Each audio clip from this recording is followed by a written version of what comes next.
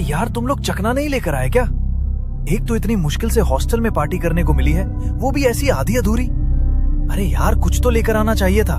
ना नमकीन है, ना सींगदाना। बेटा, वो चाहिए तो तुझे कैंटीन से ही लेकर आना पड़ेगा, और कैंटीन की चाबी मोहन के कमरे में मिलेगी। तो तू मोहन के कमरे में जा, चाबी ले और कैंटीन से जो चाहिए वो ले आ। मेरा काम दारू का जुगाड़ करने का था, तो मैंने कर दिया। अच्छा ठीक है, जाता हूँ मैं, लेकिन मेरे आने से पहले तुम में से कोई भी और नहीं पिएगा। अरे हाँ भाई हाँ, नहीं पिएगा तेरे आने से पहले कोई। अमन चकना लेने के लिए दबे पांव अपने रूम से निकलकर नीचे रसोइये के कमरे की तरफ जाता है। वो धीरे से कमरे का दरवाजा खोलता है और घुटनों के बल चलता हुआ उसके बिस्तर की तरफ पहुंचता है। बगल में रखी टेबल पर वो हाथ मारकर देखता है, मगर उसे वहां चाबी नहीं मिलती। अरे यार, कहाँ रखी है इसने चाबी? अगर इसने चाबी अपने तकिए या बिस्तर के नीचे रखी होगी ना, तब तो मिल जाएगी मुझे।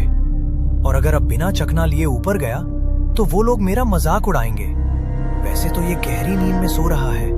कोशिश करता हूँ तकिए के नीचे देखने की। अमन धीरे से अपने हाथ से तकिए के नीचे चाबी ढूंढने की कोशिश करता है, मगर तभी उसे बिस्तर पर कुछ गीला गीला महसूस होता है। अचानक उसे एक बहुत ही अजीब सी गंध आती है। जैसे ही वो अपने हाथ को देखता है, उसके पूरे हाथ पर खून सना हुआ था। ये देखकर वो बुरी तरह घबरा जाता है और पूरे बिस्तर पर हाथ लगाकर देखता है। बिस्तर पूरा खून से भरा हुआ था। वो मोहन को उठाने की कोशिश करता है, मगर मोहन का शरीर बिल्कुल बेजान वहां पड़ा था और पूरी तरह खून से लथपथ था। इससे पहले कि अमन चिल्लाकर लोगों को वहां इकट्ठा कर पाता, मोहन का बेजान शरीर अचानक अकड़ने लगा। अमन घबराकर अपने कदम पीछे लेने लगा। तभी अचानक उस मुर्दा ने अमन का हाथ कसकर पकड़ लिया और उसके सामने खड़ा हो गया। डर के मारे अमन का पूरा शरीर पसीने से भीग गया और एक तेज चीख के साथ अमन उसी समय बेहोश होकर वहीं गिर पड़ा और उसी क्षण पूरे हॉस्टल में अंधेरा छा गया। अमन की चीख सुनकर सब लोग नीचे की तरफ दौड़े, मगर वहां ना तो अमन था और ना ही मोहन। लेकिन मोहन के बिस्तर और कमरे के फर्श पर हर जगह खून ही खून फैला हुआ था। अमन कहाँ है? कहीं उसे कुछ हो तो नहीं गया? वो यहीं पर आया था। क्या वो यहाँ पर आया था? लेकिन इतनी रात को वो यहाँ करने क्या आया था? पता नहीं यहाँ क्या हुआ है। मुझे अभी के अभी पुलिस को कॉल करना होगा। उस कमरे का हाल और मोहन व अमन के गायब होने की खबर हॉस्टल के सभी स्टूडेंट्स में फैल चुकी थी। टीचर्स ने सभी को वहां से हटाकर अपने अपने कमरों में भेज दिया। कुछ देर बाद पुलिस वहां पहुंची, मगर जैसे ही उन्होंने मोहन के कमरे का दरवाजा खोला तो टीचर हर्षित और मोहित की आंखें फटी की फटी रह गईं, क्योंकि जो कमरा कुछ देर पहले तक खून से लथपथ था, अब वहां खून का एक नामो निशान भी नहीं था। कमरे को देखकर ऐसा लग रहा था जैसे वहां कभी कुछ हुआ ही ना हो। पागल समझ रखा है हमें। यहाँ तो कुछ भी नहीं है। टाइम खराब करने के लिए बुलाया हमें। नहीं सर, अभी थोड़ी देर पहले यहाँ पूरे कमरे में खून फैला हुआ था।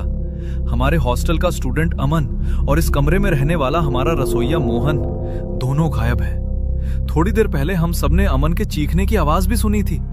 हाँ सर, हर्षित बिल्कुल ठीक कह रहा है। पता नहीं अमन और मोहन कहाँ हैं। आप प्लीज जांच कराइए।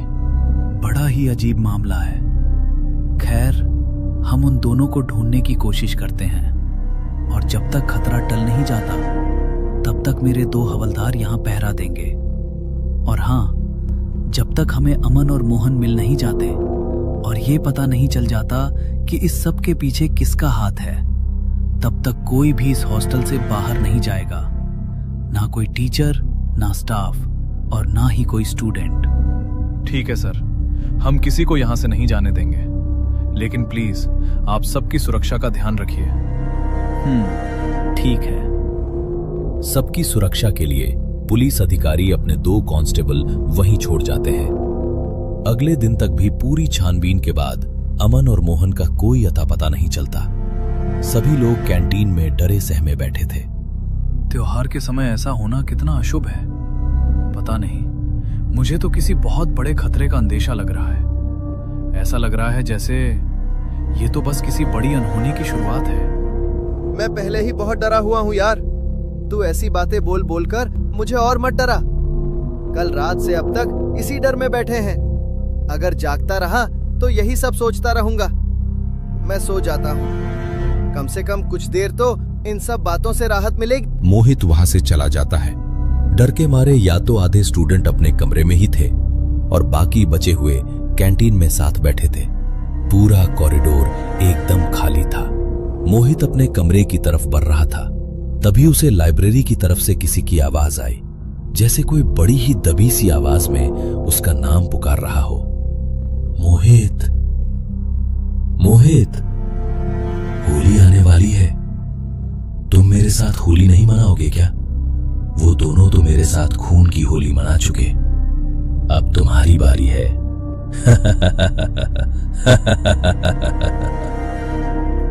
क्या? कौन है यहाँ? देखो जो भी है, मेरे साथ ये मजाक करना बंद करो। मैं पहले ही बहुत डरा हुआ हूँ। प्लीज जो भी है सामने आओ। मैं तो तुम्हारे सामने ही हूँ, लेकिन शायद तुम मुझे देख नहीं पा रहे। मगर कोई बात नहीं, तुम्हें मुझे देखने की जरूरत भी नहीं है। तुम्हें तो बस मेरे साथ वो खून की होली खेलनी है। उसके बाद तुम भी वहीं पहुंच जाओगे जहां पर मैंने उन दोनों को पहुंचाया है।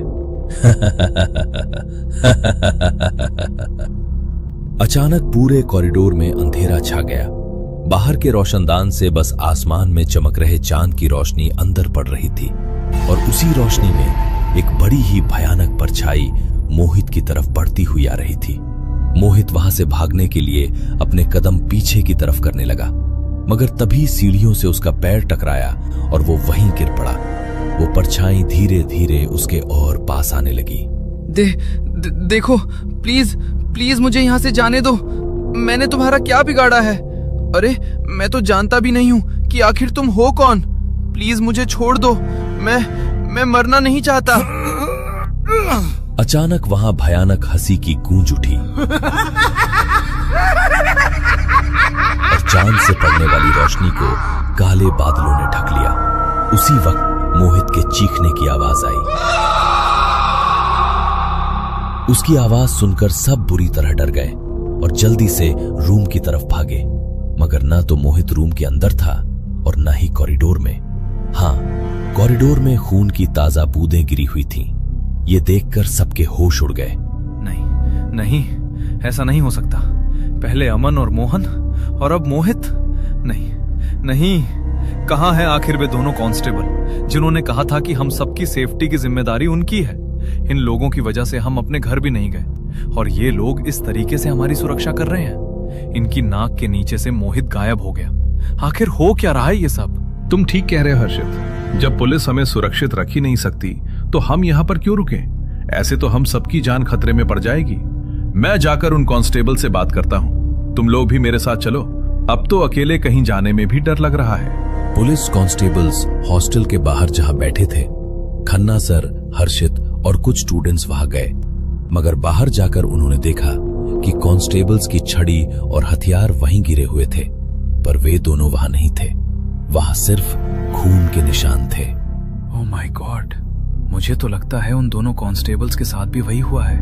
जब पुलिस वाले खुद सुरक्षित नहीं हैं, तो हम लोग कैसे सुरक्षित रहेंगे? आप जल्दी से पुलिस को कॉल कीजिए और कहिए कि पूरी टीम लेकर यहाँ आए। खन्ना सर पुलिस को कॉल करके वहां बुलाते हैं और जब पुलिस को एक बात पता चलती है तो उनके पैरों तले से भी जमीन खिसक जाती है। क्या हमारे दोनों कांस्टेबल्स भी गायब है? आखिर ये सब चल क्या रहा है? और तुम लोग तो कह रहे थे कि यहाँ पर खून के निशान थे। ना तो यहाँ कोई खून के निशान है और ना ही कॉरिडोर या रूम में। कहीं इस सब के पीछे तुम लोगों का ही तो हाथ नहीं है? ये आप क्या कह रहे हैं सर? हम लोग खुद यहाँ इतने डरे हुए हैं और आप हम पर ही इल्जाम लगा रहे हैं। आपने ही तो कहा था कि आपके पुलिस कांस्टेबल्स जब तक यहाँ हैं तब तक हमें कोई खतरा नहीं। अरे वे दोनों तो खुद को भी नहीं बचा पाए। मैं ना तो खुद यहाँ रहने वाला हूँ और ना ही किसी स्टूडेंट को यहाँ रहने दूंगा। मैं आप लोगों पर भरोसा करके किसी की जान को इस तरह खतरे में नहीं डाल सकता। मैं आपकी बात समझ रहा हूँ। कल सुबह होते ही हॉस्टल खाली कर देना। रात को इतने सारे स्टूडेंट्स को वापस भेजने के लिए गाड़ियां भी नहीं है। बस आज रात जैसे तैसे मैनेज कर लीजिए। लेकिन कल तो होली का दिन है सर, और उस दिन तो पूरे शहर में चक्का जाम रहता है। कल यहाँ से निकलना बहुत मुश्किल हो जाएगा। एक दिन कैसे न कैसे काटना पड़ेगा, लेकिन कल हमारा पूरा डिपार्टमेंट यहाँ पहरा देगा। हमें और अलर्ट रहना होगा और पता करना होगा कि आखिर ये सब कर कौन रहा है और वे सब लोग कहाँ हैं। अभी के अभी हॉस्टल के सभी स्टूडेंट्स को इकट्ठा करके एक ही रूम में जमा करो। सब अलग अलग रहेंगे तो खतरा बढ़ जाएगा। पुलिस ने हॉस्टल के सभी स्टूडेंट्स को हॉस्टल के ऑडिटोरियम रूम में इकट्ठा किया। तभी वहां अचानक किसी के चिल्लाने की आवाज आई। अब किसके चिल्लाने की आवाज आई? सब लोग तो ऑडिटोरियम रूम में हैं, तो फिर चीखा कौन? खन्ना सर यहाँ पर नहीं है। उन्होंने हम लोगों को अंदर भेजा, लेकिन खुद अंदर आए ही नहीं। उन्होंने कहा था कि वो वॉशरूम से आ रहे हैं। शायद ये उनकी ही आवाज थी। मैंने मना किया था कि कोई भी अकेले कहीं नहीं जाएगा, लेकिन अब कहाँ ढूंढेंगे हम उन्हें? सर, अगर सर के चीखने की आवाज आई है तो गारंटी है कि वो भी वापस नहीं मिलने वाले। हम लोगों को यहाँ बहुत डर लग रहा है। एक एक करके सब लोग कहाँ जा रहे हैं, कुछ भी समझ नहीं आ रहा। और आप लोग भी कुछ पता नहीं लगा पा रहे। हमें यहाँ से निकालिए। मैंने कहा ना, यहाँ से नहीं निकल सकते। और मैंने कहा था कि सब एक ही रूम के अंदर रहो। अब कोई यहाँ से बाहर नहीं निकलेगा और ना ही कोई बाहर जाकर किसी को ढूंढेगा। इंस्पेक्टर ने रूम को अंदर से लॉक कर दिया ताकि ना तो कोई अंदर से बाहर जा पाए और ना ही कोई बाहर से अंदर आ पाए। कुछ देर बाद सब लोग सो गए, मगर अगले दिन जैसे ही सबकी आंख खुली तो बाहर तेज बारिश चल रही। सड़कों पर गहरा पानी भर गया था, इसलिए अब उनके लिए वहां से निकलना और भी मुश्किल हो गया था। अब हम लोग कैसे निकलेंगे यहाँ से? आपने रात को निकलने नहीं दिया, कहा था कि सुबह चले जाना। और अब एक तो पहले ही होली का दिन है और ऊपर से ये बारिश और तूफान। अब भला इस तूफान के लिए मैं क्या कर सकता हूँ? देखो, जैसे रात भर तुम लोग यहाँ रहे, वैसे ही कुछ देर और निकाल लो। जैसे ही ये बारिश बंद होगी और रास्ता साफ होगा, मैं तुम लोगों को यहाँ से निकाल दूंगा।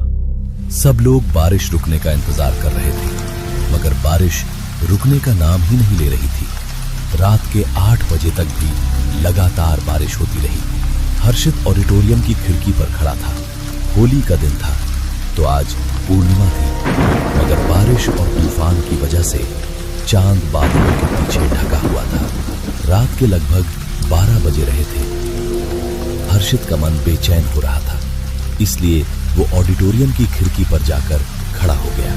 तभी अचानक बिजली कड़की और उसका ध्यान बाहर गया। उसने देखा कि कोई आदमी हॉस्टल के पीछे की बेसमेंट की तरफ जा रहा है और उसके कपड़े खून से सने हुए हैं। वो घबराते हुए तेजी से दौड़कर इंस्पेक्टर के पास आया। सर उठिए। मैंने अभी किसी आदमी को बेसमेंट की तरफ जाते हुए देखा है। उसने बेसमेंट का दरवाजा खोला है। जबकि हैरत की बात तो ये है कि हमारे कॉलेज की ये बेसमेंट तो पिछले 20 साल से बंद है। इसे आखिरी बार 20 साल पहले खोला गया था। उसके बाद से उस पर ताला लगा है। और अगर हम सब यहाँ हैं तो बेसमेंट का ताला खोला किसने? अब ये तो वहाँ जाकर ही पता लगेगा। चलो, लेकिन सब लोग जरा सावधान रहना। इंस्पेक्टर अपनी पूरी टीम और कुछ स्टूडेंट्स को लेकर बेसमेंट के बाहर पहुंचा। उसने देखा कि सच में वहां का ताला खुला हुआ है और अंदर से कुछ अजीबोगरीब आवाजें आ रही हैं। नीचे से हल्की हल्की रोशनी भी चमक रही थी। वे लोग दबे पांव धीरे धीरे नीचे की तरफ उतरने लगे, मगर उन्होंने अपनी आंखों के सामने जो देखा उसे देखकर उनके पैरों तले जमीन खिसक गई। वहां एक काला यज्ञ चल रहा था और उसे करने वाला कोई और नहीं बल्कि खन्ना सर ही थे। उन्होंने अमन, मोहित, मोहन और दोनों कांस्टेबल्स को जख्मी हालत में एक काले कपड़े पर लिटाया हुआ था। ये सब देखकर सबके होश उड़ गए और उन्हें वहां देखकर खन्ना सर बौखला उठे। इसका मतलब इस सब के पीछे तू था। अब तो तू पकड़ा गया। बता, ये सब क्या कर रहा था तू? सुनो हर्षित, तुम अपने दोस्तों के साथ इन लोगों को यहाँ से ले जाओ। इनकी हालत ठीक नहीं है। मेरे दोनों कांस्टेबल्स को भी अपने साथ ले जाओ। खबरदार, अगर इन लोगों को छूने की कोशिश भी की तो सबको मार डालूंगा मैं। वो तो अब वक्त ही बताएगा। खन्ना सर वहां से उठे और भागने की कोशिश करने लगे, मगर तभी पुलिस ने उन्हें वहीं रंगे हाथों पकड़ लिया। और इन सब के पीछे जो कारण निकलकर सामने आया उसने सबके होश उड़ा दिए। अगर होली की रात में आज इन 5 की बलि दे देता तो मुझे मेरी सिद्धि प्राप्त हो जाती। उसके बाद मैं जिस चीज का नाम लेता वो मुझे मिल जाती, दौलत, शोहरत, पैसा, नाम, सब कुछ। मगर तुम लोगों ने मेरा खेल खराब कर दिया। मैं तुम में से किसी को भी जिंदा नहीं छोड़ूंगा। पागल हो गया है तू? ले जाओ इसे यहाँ से कांस्टेबल। पुलिस ने खन्ना सर को गिरफ्तार कर लिया। बाकी सभी को अस्पताल में भर्ती कराया गया। उनमें से मोहन और एक पुलिस कांस्टेबल को बहुत गहरी चोट लगी थी, इसलिए उनकी जान नहीं बच पाई। मगर हर्षित की सतर्कता की वजह से उसके दोनों दोस्त और एक कांस्टेबल की जान बच गई। आज भी समाज में खन्ना सर जैसे न जाने कितने लोग जिंदा हैं जो अंधविश्वास और अपने सनकीपन की वजह से ऐसे मासूम लोगों को अपना शिकार बनाते हैं। इसलिए खासकर होली जैसे त्योहार के समय सतर्क रहिए।